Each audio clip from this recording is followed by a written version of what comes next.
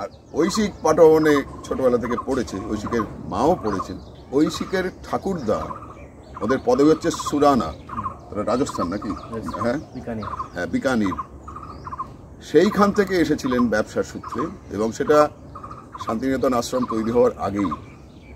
সেই গল্প পারলে কখনো শোনাবো। তাহলে কাল ফিরে যাচ্ছিস? কোথায় যাচ্ছিস? লুক্সেমবার্গ। লুক্সেমবার্গ। কিন্তু এলি যখন এবার, কোথেকে এলি?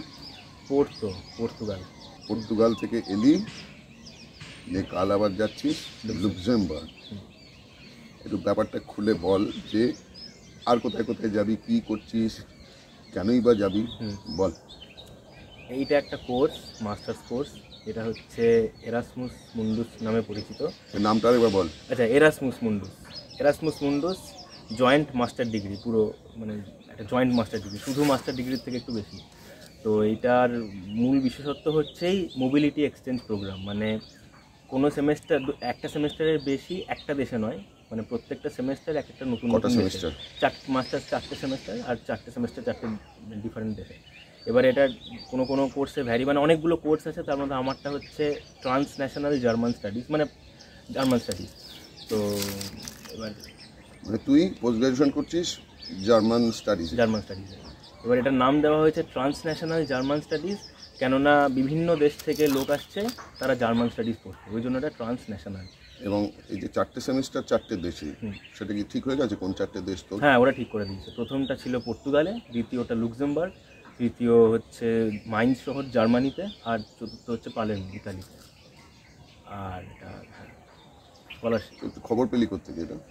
এটা আমি 2022 সালে যখন জেএনইউতে যাই, তখন ওখানকারই কিছু প্রফেসরের কাছ থেকে এটা খবর পাই। মানে এটা তখন অতটাও পপুলার ছিল না, কারণ এটা সদ্য শুরু হয়েছে। আমরা হচ্ছি সেকেন্ড গ্রুপ, সত্যি কথা বলতে, transnational German studies second cohort আমাদেরকে বলা হয়। তো 2022 সালে শুরু হয়েছে। আর তখন জেএনইউতে একজন ভদ্রলোক ছিলেন, যিনি জার্মানি থেকেই পড়াতে এসেছিলেন, গেস্ট লেকচারার, উনি আমাদেরকে এটা দেন, ওনার মাধ্যমেই জানতে পারি। এখন তাহলে পপুলার হয়েছে বলছিস? মানে এখন হচ্ছে আস্তে আস্তে, কারণ এটা কেউ জানতো না।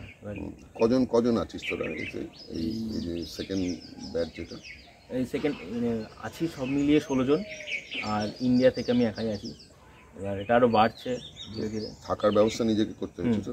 যেখানে যখন থাকবি নিজেকে একটা করতে হবে ব্যবস্থা। যখন যাওয়া হবে, যদি ভাগ্য থাকে, তাহলে ইউনিভার্সিটি আমাদেরকে একটা করে এই হোস্টেল দেবে, আর নয়তো নিজেদের থাকার ব্যবস্থা। মানে হোস্টেল সংখ্যা কম এমনিও।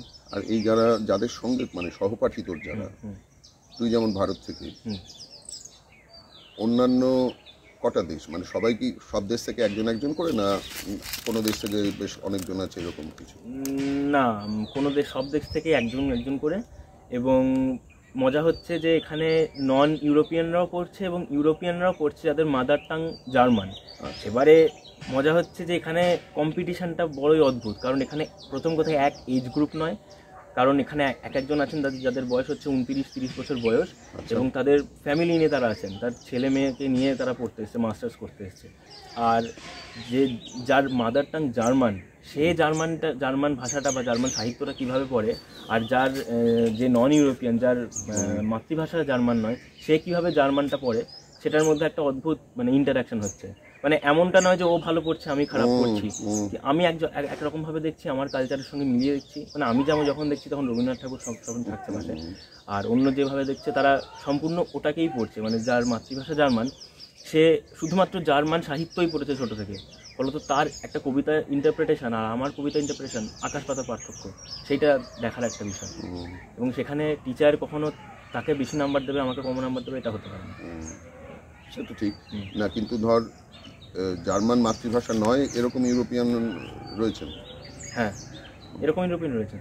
যেমন একজন আছে লিথুয়ানিয়া থেকে। আচ্ছা, লিথুয়ানিয়া থেকে, মানে একদম নর্থ ইউরোপে, এস্টোনিয়া, লিথুয়ানিয়া, নরওয়ের কাছ থেকে, ওইখান থেকে আসছেন। ওর যেমন মাতৃভাষা জার্মান নয়, কিন্তু সেও পড়ছে।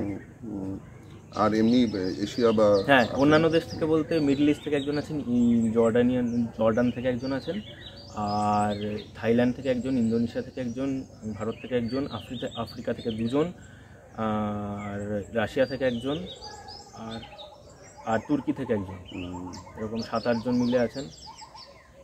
তোর তো বয়স কি? তোর সব থেকে কম নাকি? না, বয়স সব থেকে কম হচ্ছে 20 বছর বয়স একজন আছে, সে পর্তুগাল থেকেই পড়াশোনা করেছে। আচ্ছা আচ্ছা। তো তুই তো জেএনইউ গেলি পোস্ট গ্রাজুয়েশন করতেই, করতে গিয়ে খবর পেয়ে তখন এইটাতে শিফট করলি। তার আগে কি করেছিলি? মানে জার্মান নিয়ে পড়ছিলি জানি, কিন্তু এই পোস্ট গ্রাজুয়েশন করতে যাওয়ার আগে তুই এইখানে বিশ্বভারতীতে গ্রাজুয়েশন করেছি জার্মান ভাষা, এবং সেখান থেকেই তো মানে জার্মান ভাষা শেখা শুরু। ওখান থেকে শুরু, মানে হায়ার সেকেন্ডারিতে তো আর পড়িস না? না না, ওখান থেকে রমিতদা, আমাদের রমিতদার কাছ থেকে শুরু। হ্যাঁ, তারপরে তুই পোস্ট গ্রাজুয়েশন করতে জেএনইউ গেলি, ওখানে এই একটা আন্তর্জাতিক পোস্ট গ্রাজুয়েশনের খবর পেলি এবং স্কলারশিপ পেলি, গেলি।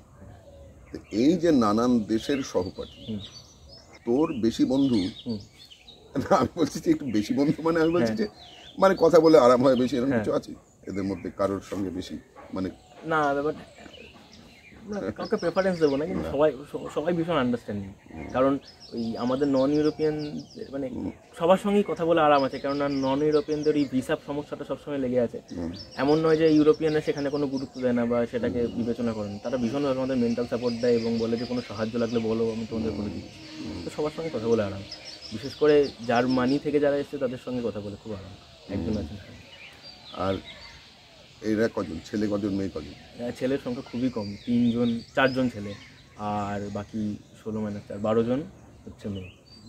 এবং তাদের মধ্যে ওই যারা বলছিস মানে বেশি বয়সে একেবারে সংসার নিয়ে এসছেন, তারা মহিলা না পুরুষ? মহিলা, তিনি মহিলা, এবং স্কলারশিপটা পাচ্ছেন বলেই তার অনেক সাহায্য হচ্ছে। স্কলারশিপের পরিমাণটা অনেকটা বেশি, সেজন্য সৌভাগ্যবশত তার হাজব্যান্ডকে চাকরি করতে হচ্ছে না এখানে এসে, করতে এসে, তো ওনার ফ্যামিলি নিয়ে আসে। স্কলারশিপ পাওয়ার জন্য কি যোগ্যতা, মানে তুই যে পেলি বা ওরা যে পাচ্ছেন, মানে এটা কিসের, মানে কোনো পরীক্ষা দিয়ে না গ্র্যাজুয়েশন? না, এটা হচ্ছে প্রথম কথা গ্র্যাজুয়েশন লাগবে জার্মান ভাষায়, আর তারপর একটা মোটিভেশন লেটার লাগবে, একটা রিকমেন্ডেশন লেটার লাগবে, আর ল্যাঙ্গুয়েজ এই ভাষার একটা সার্টিফিকেট লাগবে, B2 A1 A1 B2 certificate লাগবে, আর একটা সিভি। তো B2 সার্টিফিকেট তোর এখানকার গ্র্যাজুয়েশনটা হয়েছে না এই ম্যাক্স মুলার ভবনে করেছিস? না, ম্যাক্স মুলার ভবনে করতে হয়েছে, মানে গ্র্যাজুয়েশন প্লাস B2 দুটোই লাগবে। তো এইটা এই জার্মান সরকার দেয় স্কলারশিপ? হ্যাঁ, ইউরোপিয়ান ইউনিয়ন। আচ্ছা, ইউরোপিয়ান ইউনিয়নের নিজস্ব একটা স্কলারশিপ। তো এটা জার্মান ভাষা ছাড়া ধর এখানে যে আরো যে ভাষাগুলো শিখছে, ইতালিয়ান শিখছে বা ফ্রেঞ্চ শিখছে, অন্যান্য কোনো দেশের এই ধরনের কোনো ওই পোস্ট গ্রাজুয়েশন কোর্স শুনেছিস নাকি? অন্যান্য মানে আমি বলছি অন্য ভাষা, ধর জার্মান সাহিত্য অন্য ভাষা না। এটার মজাটা হচ্ছে ইউরোপ এরাসমাস মুন্ডাস এটা চিরকালই বিখ্যাত ছিল সায়েন্সদের জন্য, ইঞ্জিনিয়ারিং, মেডিকেল সায়েন্স, এই সায়েন্স স্ট্রিমটার জন্য। এই রিসেন্ট শুরু করেছে আর্টসের উপর, যেমন একদম নতুন শুরু হয়েছে জার্মান স্টাডিজ, আমার যেটা বললাম ওটাকে ফেলেছে, তারপরে ফিল্ম স্টাডিজ ফেলেছে, তারপরে চিলড্রেন লিটারেচার, আরও অন্যান্য এই ধরনের এগুলো ঢোকাচ্ছে, কিন্তু সংখ্যা খুব কম। আর অন্য কোনো ভাষা আমি খুঁজে পাইনি, খুঁজেছিলাম ইটালিয়ান ফ্রেঞ্চ আছে কিনা বন্ধুদের জন্য, কিন্তু জার্মান ছাড়া অন্য কোনো নেই। আর এই যে সাহিত্যের তোদের সিলেবাস বা যাই হোক, মানে কতক্ষণ ধরে সারাদিন ধরে যে রুটিনটা, ক্লাস ইত্যাদি কোনো মানে বাঁধা রুটিন না ফ্লেক্সিবল না, কীরকম কী হয়? যখন ক্লাস হচ্ছিল তখন হ্যাঁ একটা বাঁধা রুটিন, প্রতি সপ্তাহের একটা নির্দিষ্ট রুটিন আছে, কিন্তু ওখানে মজা হচ্ছে এখানে যেমন 5টা কোর্স যদি হয় তাহলে প্রত্যেকটা 2টো করে ক্লাস হবে প্রতি সপ্তাহে, সেটা বাঁধা ধরা। তাতে করে কি মানে একটা তার পজিটিভ আছে, হ্যাঁ তার একটা পজিটিভ দিক আছে যে ছেলে পড়বে, ছেলে বা মেয়ে হচ্ছে সে পড়বে, কারণ 2টো করে ক্লাস থাকলে তাকে পড়া করতে হবে। ওখানে মজা হচ্ছে যে একটা কোর্সের একটাই ক্লাস, মানে প্রতি সপ্তাহ ধরুন 4 মাস ধরে ক্লাস হবে, 4 মাসে কথা বলছি 10 সপ্তাহ কথা বলছি 12 কি 13 সপ্তাহে 13টা ক্লাস। এবার 13টা ক্লাসে প্রপারলি টিচার প্রথম থেকেই বলে দেবে যে কী পড়াবো। এখানে সেটা নয়, এখানে যতদূর সিলেবাস এগোবে ততদূর সেমেস্টারের সিলেবাস, কিন্তু ওখানে বলে দেওয়া আছে যে কী পড়ানো হবে, কারণ ওকে ওটা শেষ করতেই হবে। যদি একটা ক্লাস কোনোভাবে মিস হয় তাহলে ওকে ওটা বাদ, ওকে ওটা ঘরে পড়তে হবে। এটা আর সেই অনুযায়ী রুটিনও তৈরি করা আছে। আর হ্যাঁ, আমাদের একটা মজা ছিল যে ক্লাস হচ্ছে কিন্তু তার সঙ্গে গেস্ট লেকচার প্রচুর, মানে প্রতি সপ্তাহেই নতুন করে একজন আসছেন যিনি হচ্ছে গেস্ট লেকচার আসছেন এবং গেস্ট লেকচার দিয়ে চলে যাচ্ছেন। সেটা এই যা তোরা পড়ছিস সেই সঙ্গে সম্পর্কিত কিছু না? হ্যাঁ, সম্পর্কিত। না, আমি আরেকবার বলো, আমি আরেকটু স্পষ্ট করে বুঝতে চাই। মানে এখানে তোর এই যে সারা সপ্তাহে একটা, মানে আমি বলছি যে বিষয়টা নির্ধারিত আছে, একটাই বিষয়, তো একটাই বিষয়ে গোটা সেমিস্টার ধরে না, মানে একটা সপ্তাহ ধরে, মানে আমি বলছি যে সেইটা সম্পর্কে যত বেশি সম্ভব আলোচনা হবে ইত্যাদি ইত্যাদি, কিন্তু আগে থেকে কোনো বাধা এনে যে এই 4টে কবিতা পড়তে হবে বা এরকম কিছু? এক্স্যাক্টলি, মানে এখানে ধরুন একটা সাবজেক্ট আছে জার্মান লিটারেচার, তো জার্মান লিটারেচারে এখানে ক্লাসে গেলাম, ঠিক হলো যে তাহলে আজকে এটা শুরু করি। শুরু করতে করতে করতে 3-4 সপ্তাহ ক্লাস হলো বা 3 মাস ক্লাস হলো, তারপরে কি যেখানে থামলো সেই অবধি সিলেবাস। কিন্তু ওখানে ঠিক করা আছে অমুক জায়গা থেকে অমুক, ওখানে মানে পোর্তোতে যেখানে গেছি, তো পোর্তো শহরে ইউনিভার্সিটি অফ পোর্তো যেখানে পড়ছি আমি, তো সেখানে ঠিক করাই আছে যে এখান থেকে এই অবধি পড়ানো হবে এবং সেটা পুরোটাই শেষ করা হবে। এখানে অতটা বাধা ধরা নয়। তো এখানে মানে কোথায় বলছিস? মানে আচ্ছা আচ্ছা, বিশ্বভারতী মানে ইন্ডিয়ান সিস্টেম কি বলছি, মানে জেএনইউ বাই বিশ্বভারতী। আচ্ছা আচ্ছা, এবার আমি তো আসলে উল্টোটা ভাবছিলাম। আচ্ছা সরি, মানে ওখানে মানে আমার কাছে না, আমি মানে তার মানে বিশ্বভারতীতে বা জেএনইউতে আমি বলছি সেইটা বলছিস ফ্লেক্সিবল বেশি, মানে একটা পড়া হচ্ছে যতটা হলো সেই অনুযায়ী তার উপরে ইভ্যালুয়েশন হবে। আর এখানে পুরোটা আগে বাঁধা আছে যে অন্তত এই টেক্সটগুলো, মানে এই কবিতা হোক যাই মানে যেটা হোক, এইটা আলোচনাটা হবে এবং এই যে গেস্ট লেকচার ইত্যাদি বলছি সেটাও ওই সম্পর্কিত একদম। এবং এই সবগুলোই কি শুধু এই কি বলবো এই ক্লাসের মতো লেখাপড়া বা গান নাটক ইত্যাদি কিছু, মানে আমি বলছি পারফর্মিং কিছু বা এরকম কিছু হয় না? পারফর্মিং অতটা নেই, কিন্তু যে গেস্ট লেকচারগুলো যারা এসেছিলেন তারা তাদের মধ্যে ডিপেন্ড করে যে তারা হচ্ছে কতটা ইন্টারঅ্যাক্টিং। কেউ ইন্টারঅ্যাক্টিং, যেমন পাতা দেখে পড়েছেন। হ্যাঁ, যেমন আমাদেরকে একবার একজন এসেছিলেন, তিনি বলেছিলেন যে মেল করে দিয়েছিলেন যে তোমরা তোমাদের মাতৃভাষাতে একটা করে কবিতা, ছোট একদম 750 সাইন সিম্বল এভাবে একটা কবিতা বেছে রাখবে এবং সেটা জার্মানে অনুবাদ করে আনবে, খারাপ হোক ভালো হোক অনুবাদ করে আনবে, সেটাকে আমরা, এবং সেটা লাভ সম্পর্কে ভালোবাসা সম্পর্কিত হবে, সেটাকে আমরা বিশ্লেষণ করবো কেমন। তো ওইটা একটা খুব ইন্টারঅ্যাক্টিং একটা ছিল এবং সেটা আমাদেরটা পড়লাম, উনি বললেন, মানে ওনার যেটা মনে হয়েছে সেটা বললেন, তারপর শুরু করলেন। এটা একটু বেশি ইন্টারঅ্যাক্টিং। বুঝতে পেরেছি। পড়তে যা তুই করলি এই সেমিস্টারের কি এটা ইভ্যালুয়েশন ইত্যাদি শেষ, না পরে গিয়ে আবার ওটা মানে নতুন করে আবার ওইটা মনে করে কোথাও কোনো পেপার না? পোস্ট ইভ্যালুয়েশন শেষ, পোস্ট সেমিস্টার শেষ করে এসেছি 6 মাস। এবার এটা কেমন হয়েছে? কেমন রেজাল্ট এখনো বের হয়নি। আচ্ছা আচ্ছা, কিন্তু সেটা যা হবে এবারে পেয়ে যাবেন। তার সঙ্গে পরের সেমিস্টারের কোনো মানে শুরু করার কোনো সম্পর্ক নেই? হ্যাঁ, মানে ওটাতে পাস, হ্যাঁ এমনি ওখানে ব্যাপারটা হচ্ছে যে পাস করো কি ফেল করো, মানে এখন যেমন ফেব্রুয়ারি, আমাদের জানুয়ারিতে সেমিস্টার শেষ, ফেব্রুয়ারির প্রথম হাফের মধ্যে আমাদের ইভ্যালুয়েশন শেষ হয়ে যাবে। এর পরের হাফের মধ্যে একটা অপশান দেওয়া হয়, যারা ফেল করেছো তাদেরকে একটা অপশান, একটা সেকেন্ড চান্স দেওয়া হবে। তো পাস করার যদি থাকে কেউ, তাহলে সে ফেব্রুয়ারির মধ্যেই পাস করে যাবে। আমাদের এখানে মানে যেমন কম্পার্টমেন্টালের মতো, হ্যাঁ, মানে কেউ যদি ফার্স্ট সেমিস্টারে ফেল করে তাহলে সে থার্ড সেমিস্টারে চান্স পাবে। এখানে সেটা না, এখানে যা করবে তখনই শুধরে নাও নি, পরে তারপরে ধাপে যাও। তো এবারে ওখানে যদি কেউ পাস না করে তাহলে কি সিস্টেমটা আমি জানি না, মানে করবে না কেউ এটা ধরে নিয়েছে হয়তো, মানে যারা ধর মানে হতে পারে, যাই হোক, মানে এটা তোর জানা নেই। এমনি লাগছে কেমন সব? খুব সুন্দর, খুব সুন্দর। আর খাওয়া দাওয়া কি করছিস, মানে নিজে রেঁধে খেতে হয় না? হ্যাঁ, নিজেকে রেঁধে খেতে হয়, এটা তো হোস্টেল নয়, মানে ভাড়া বাড়িতে। আর খাওয়া দাওয়া ক্যান্টিনে যেমন সস্তা, ভীষণ খাওয়া দাওয়া সস্তা, আর ভ্যারাইটি আছে। এখানকার মতো মানে বিশ্বভারতীর মতো বা জেএনইউর মতো নয়, একটু ভালো। আর শাকসবজি প্রচুর, ফলমূল প্রচুর, ইন্ডিয়ান খাবার সেরকমভাবে নেই। আর এমনিতে রুটিন কীরকম, মানে এই যে ক্লাস সারাদিনে কতক্ষণ ধরে হবে না হবে মোটামুটি রুটিন, মানে একটু সময়ের কোনো ইয়ে রয়েছে? 5 ঘন্টা 8 ঘন্টা 3 ঘন্টা? না, মানে যেমন ক্লাস যেদিন যেমন প্রয়োজন। যেমন আমার ওই সোমবার থেকে শুরু হলে বৃহস্পতিবার দিন অবধি খুব টানা চলতো। মঙ্গল বুধ বৃহস্পতি 4 দিন সকাল 8:30 থেকে মোটামুটি সন্ধ্যে 6টা অবধি ক্লাস। তারপর শুক্রবার দিন যেমন ক্লাস নেই, কোনো দিন গেস্ট লেকচার থাকলে আলাদা ব্যাপার, কিন্তু শুক্র শনি রবি 3 দিন ছুটি।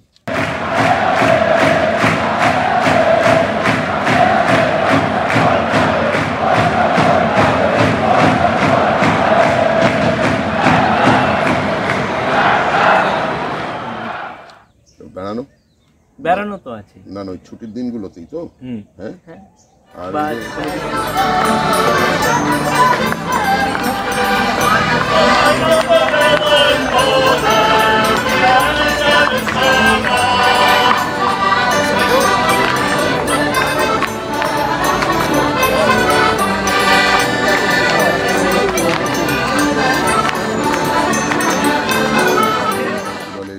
গান টান শুনতে যাওয়া বা ইত্যাদি ইত্যাদি। হ্যাঁ, ওখানে একটা জায়গা আছে কাসা দা মুজিকা বলে, কাসা দা মুজিকা, ওই কাসা মানে হচ্ছে হাউস অফ মিউজিক। তো ওটার স্ট্রাকচার মানে ওটার যে বিল্ডিংটা সেটাই খুব ক্রিয়েটিভ, মানে দেখলেই বোঝা যায় যে হ্যাঁ এটা এমনি কোনো নর্মাল জায়গা নয়। তো এখানে গানই হয় বা অন্য কোনো পারফর্মিং জিনিসই হয়। তো ওখানে প্রায়ই যেতাম, প্রতি সপ্তাহে শুক্রবার দিন ওখানে আপনার জ্যাজ হতো, ব্লুজ হতো, নানান রকম ধরনের ইয়ে হতো। কিন্তু শুক্রবার দিন পার্টিকুলার রেকর্ড আনফর্চুনেটলি, কিন্তু শুক্রবার দিন প্রতি শুক্রবার ওখানে একটা করে ক্লাসিক্যাল ইয়ে হতো। তো ওইটা আমি প্রতিবারই প্রায় শুনতে। তো ব্যারালিজের ছবি তুলেছিস, তোর খুব ভালো লেগেছে এরকম জায়গা? মানে পোর্তো এই শহরটাই হচ্ছে খুব ভালো জায়গা, কারণ এত সুন্দর, এত কিছু দেখার আছে। একদম ছোট্টর মধ্যে একটা শহর, এক পাশ দিয়ে একটা নদী বয়ে যাচ্ছে, দোরো নদী, আর পাশেই হচ্ছে আটলান্টিক মহাসাগর। তো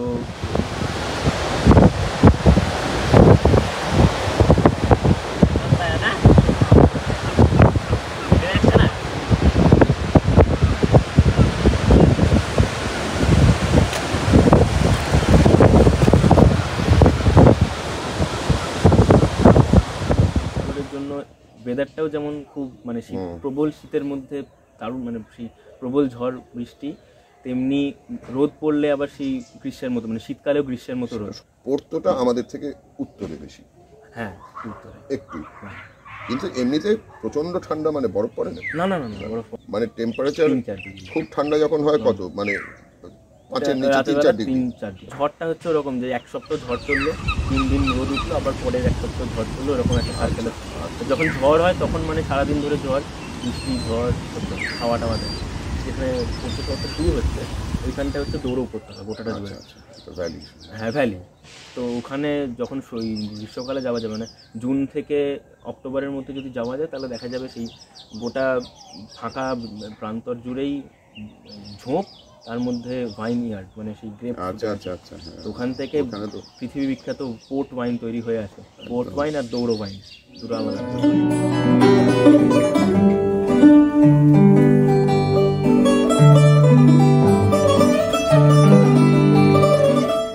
গম হচ্ছে, গমের ক্ষেত্রে ইত্যাদি না চাষবাস খুব একটা দেখিনি, কিন্তু এই দূর থেকে চাষ করছে এইটুকু দেখেছি, তার থেকে বেশি কিছু দেখিনি। কিন্তু ওখানে মানে চাষবাসের থেকেও মাছের ইয়েটা বেশি। আচ্ছা, মাছ খায় লোকে বেশি। এমনিতে রিলিজিয়ান কি ওখানে? Mainly Catholic church, Catholic. কোনো পুরনো চার্চ? হ্যাঁ, মানে ওখানে যে কোনো চার্চটাই মজার। ওখানে চার্চে গেলে বা চার্চের বাইরেটাতেও পোর্তোর যে টাইলস, মানে পোর্তোতে গেলেই দেখা যাচ্ছে সব জায়গায় টাইলস, আর কিসে না সাদা নীল রঙের টাইলস, তার মধ্যে দিয়ে এই জিসাস খ্রাইস্টের উৎপত্তি বা জন্ম, বা ওই মাদার মেরি ধরে আছেন হাতে, ওই ওনাকে নিয়ে আছেন বলে ওইটা পুরো জীবন বর্ণনাটাই টাইলসের মধ্যে দিয়ে আছে। এবার প্রত্যেকটা চার্চেই গেলে দেখা যাবে যে বাইরে ওই জীবন কাহিনীটা টাইলসের মধ্যে দেওয়া আছে। আর ভিতরে যখন যাওয়া যাবে তখন ক্যাথলিকদের মানে বুঝতে পারছেন যে চার্চ হচ্ছে ব্যারক স্টাইল, বা সেই একদম সব জায়গায় কাঁচের জানলা, তারপরে সমস্তটাই দারুণ অর্নামেন্টেশন, ওইটা দেখা যাবে। আর প্রত্যেকটা চার্চই খুব সুন্দর। সে চ্যাপেল হোক, চ্যাপেল হচ্ছে ছোট চার্চের ছোট ভার্সন, আর ক্যাথেড্রাল তো কথাই নেই, দারুণ। বেশ, ছবি পাঠাস যেগুলো তোর ভালো লেগেছে। ঠিক আছে, ঠিক আছে, বেশ, বেস্ট অফ লাক, ভালো করে কর। পরের বার যখন আসবি আবার গল্প শুনি। ঠিক আছে। লুক্সেমবার্গ।